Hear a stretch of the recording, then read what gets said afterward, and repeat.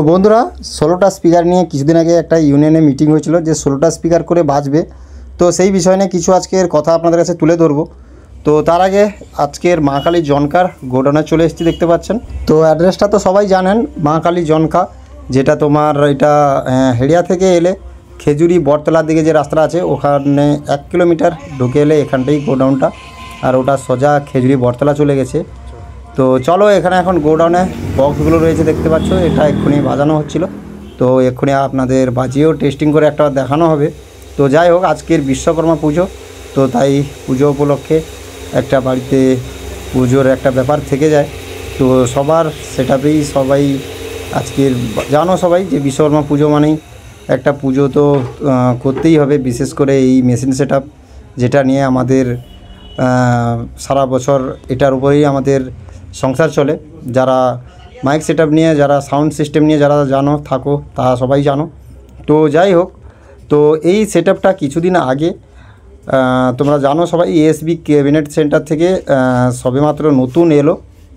তো নতুন আসার পর বিশ্বকর্মা পুজোতে ভাড়া হয়েছিল, আমি জানি যতদূর সম্ভব টোটাল মালের উপর ভাড়া হয়েছিল, কিন্তু ইউনিয়নের কথা মতো ভাড়াটা ক্যান্সেল করা হয়। ঠিক আছে, যে 16টা স্পিকার যেহেতু হয়েছে, তো তাই 16টা স্পিকার অনুযায়ী ভাড়াটা ক্যান্সেল হয়ে যায়। কেন কি ওনারা যারা যে কমিটি ছিল ওনারা পুরো সেটআপ নিয়ে যেতে চেয়েছিল, কিন্তু কাকু দেয়নি। আমি শুনলাম ভাড়াটা ক্যান্সেল হয়ে গেছে, কারণ জানো সবাই এখন পুলিশ নিয়ে যা হচ্ছে, প্রশাসনিকভাবে যেভাবে চাপ হচ্ছে। কিন্তু এখন এই বিশ্বকর্মা পুজোতে দেখছি কোনো সেটআপ মানে A to Z কোনো সেটআপই বাকি নেই, প্রত্যেকটা সেটআপ 32 পিস স্পিকার নিয়ে বাজাচ্ছে। তো এখন ওই ইউনিয়নের হোক বা পুলিশের কাছ থেকে হোক বা কী নিয়ে কী বিষয়ে ওসব কিভাবে কি হয়েছে সেগুলো পরে হয়তো আমরা জানতে পারবো পুজোর পরে।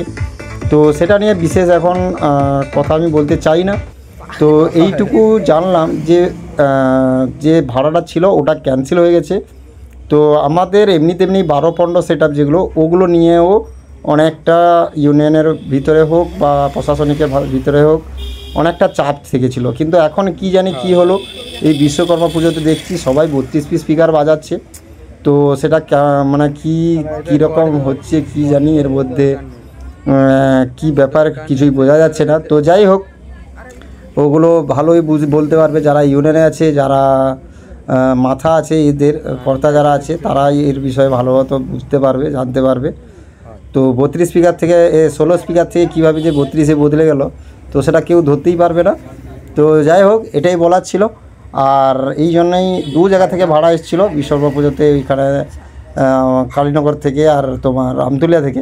তো ওটা ক্যান্সেল করেছেন জানতে পারলাম এখানে এসে।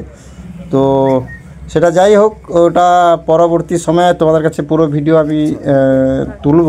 আর অনেকেই তো অনেক রকম ভিডিও দেখছেন ইউটিউবের মাধ্যমে, যে 16 পিস স্পিকার 32 পিস স্পিকার নিয়ে। তো এসব বিষয় নিয়ে আপনাদের কি মতামত সেটা অবশ্যই আপনারা কমেন্টে জানিয়ে যাবেন।